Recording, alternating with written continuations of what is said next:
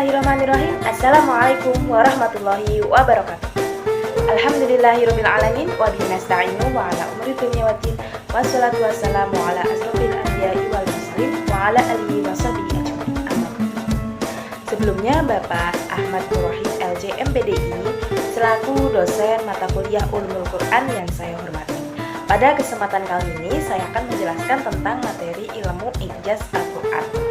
Tapi sebelum masuk materi, izinkan saya untuk memperkenalkan diri. Nama saya Arum Fitri Lestari dengan NIM 222141002 dari kelas 2A Manajemen Zakat dan Wakaf Fakultas Syariah UIN Raden Mas Said Surakarta. Mau tahu apa aja isi materi ilmu ijaz Al-Quran? Yuk simak videonya. Baik, kita akan memasuki materi tentang ilmu ijaz Al-Quran. Nah, sebagai pengantar, apa ini pengertian dari Al-Quran? Al-Quran sebagaimana yang kita ketahui yaitu kitab suci umat Islam. Dan Al-Quran adalah mukjizat terbesar bagi Rasulullah Shallallahu Alaihi Wasallam dan umatnya yang terpelihara sepanjang zaman. Ia diturunkan Allah kepada Rasulullah Shallallahu Alaihi Wasallam untuk mengeluarkan manusia dari suasana yang gelap menuju yang terang serta membimbing mereka ke jalan yang lurus. Rasulullah Shallallahu Alaihi Wasallam menyampaikan Al-Quran itu kepada para sahabatnya dan orang-orang Arab asli sehingga mereka dapat memahaminya berdasarkan naluri mereka yang kemudian untuk disampaikan kembali kepada seluruh umat manusia.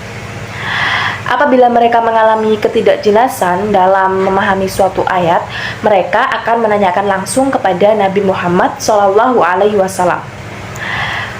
Al-Quran tidak henti-hentinya diteliti dan dikaji. Kandungan kitab suci tersebut terus-menerus digali oleh para pengkajinya.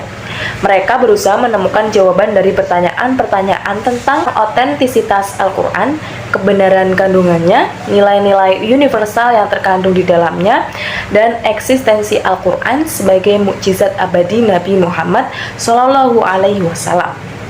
Kajian Al-Quran sebagai mukjizat ini berkenaan dengan kehebatan Al-Quran dalam menantang dan mengalahkan berbagai upaya orang-orang yang mencari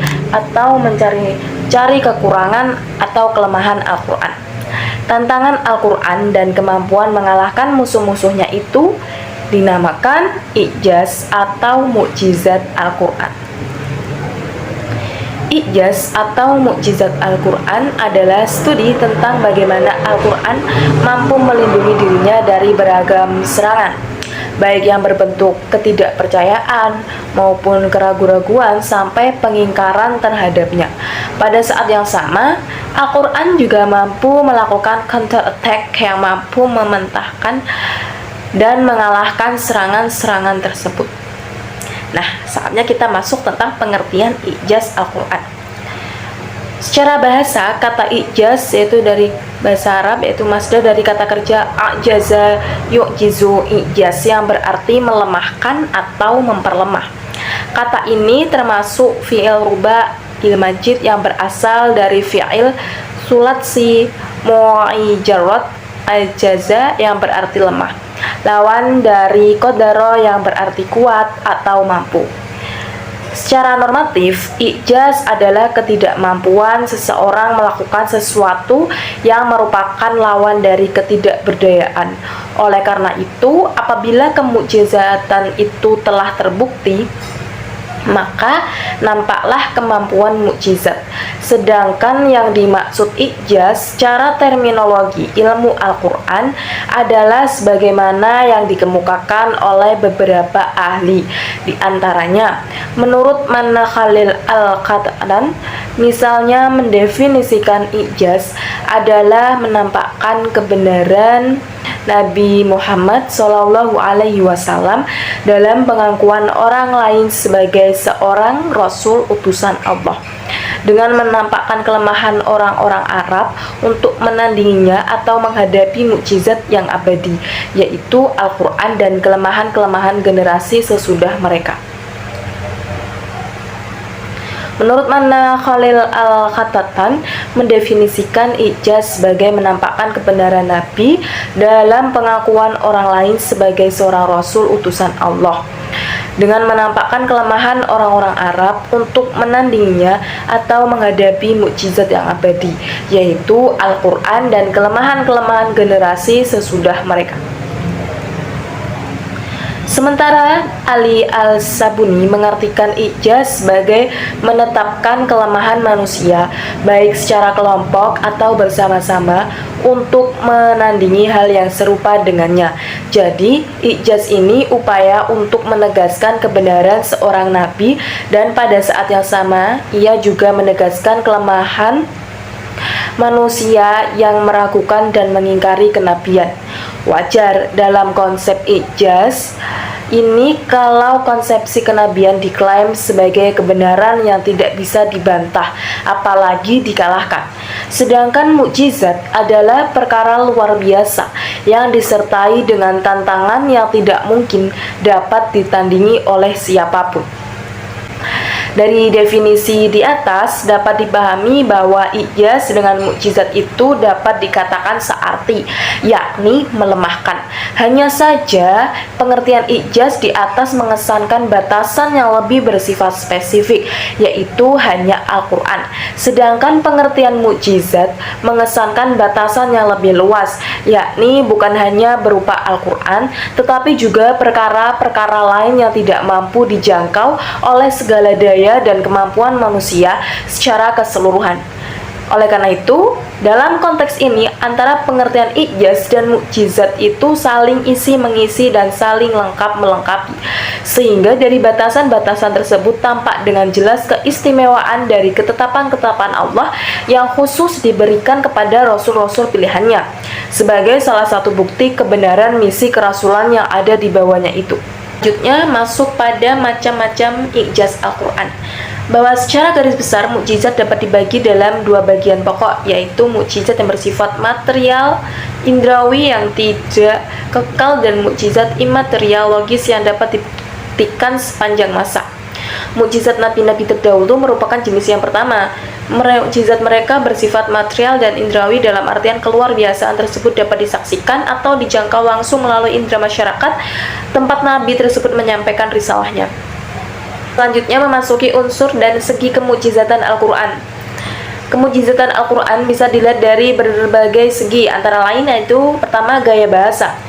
Bahwa gaya bahasa Al-Quran banyak membuat orang Arab saat itu kagum dan mempesona. Kehalusan ungkapan bahasanya membuat banyak manusia masuk Islam. Bahkan Umar bin Khattab pun yang mulanya dikenal sebagai seorang yang paling memusuhi Nabi Muhammad dan bahkan berusaha untuk membunuhnya, ternyata masuk Islam dan beriman kepada kerasulan Muhammad hanya karena mendengar petikan ayat-ayat Al-Quran.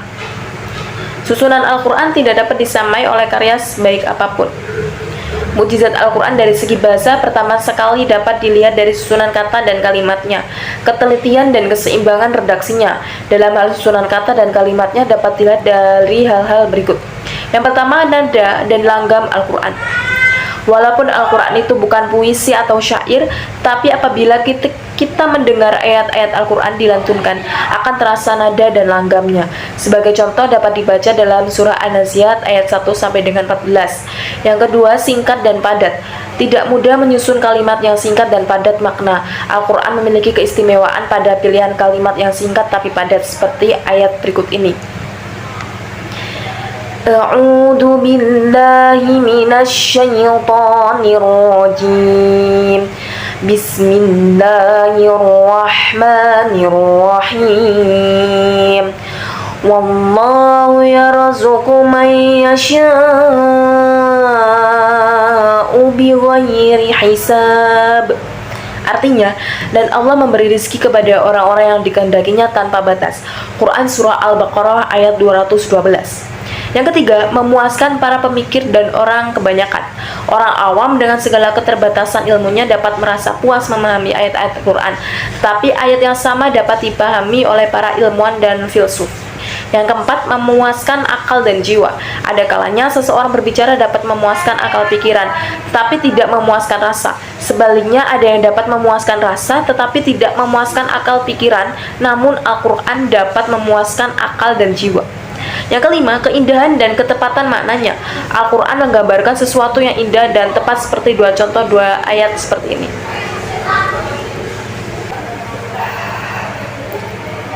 A'udzu billahi minasy syaithanir rajim.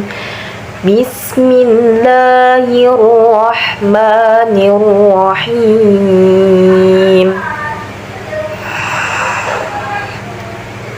Wasiqal ladina kafaru ila jahannama zumara hatta idza ja'uha futihat abwabuha wa qala lahum khazanatuha alam ya'tikum rusulam minkum yatluna 'alaikum wa qala lahum khazanatuha alam ya'tikum rusulam minkum yatluna 'alaikum ayati rabbikum wa